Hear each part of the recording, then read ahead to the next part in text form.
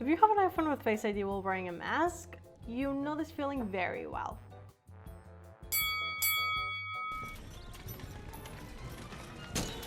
Last year, with the iOS 14.5 update, users had the ability to unlock their phones if they had one of these. Fast forward to iOS 15.4.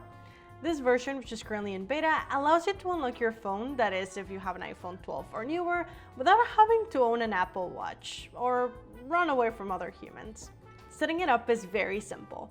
Once you have installed the 15.4 update, at least in its current beta form, the first thing you will see is a splash screen asking if you would like to use Face ID with a mask. It then prompts you to re-register your face so Apple can dial in even further on details around your eye area. And for fellow glasses wearers, there's also an option to add a face scan with your glasses on. But how well does it work? Let's do some speed tests. Mask for Face ID, 0.84 seconds. Face ID with Apple Watch, 0.86 seconds. Now let's move on to the new update. With a mask, 0.87 seconds.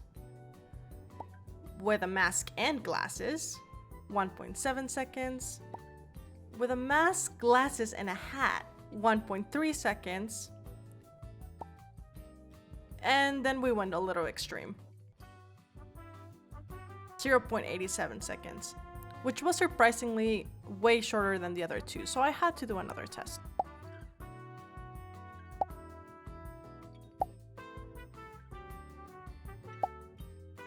The new Face ID support is also way more streamlined system-wise. The cool thing about it all is that users can also authenticate Apple Pay and even log into third-party apps with Face ID enabled while wearing a mask, something that just wasn't possible before, even when using the Unlock with Apple Watch option.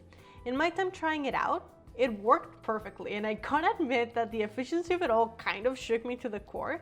Yesterday, for example, when I went to get groceries, I had completely forgotten that I had enabled the feature, so when the time came to pay and tap with my phone, and I wasn't greeted with the annoyance of having to type my password, it was pretty awesome.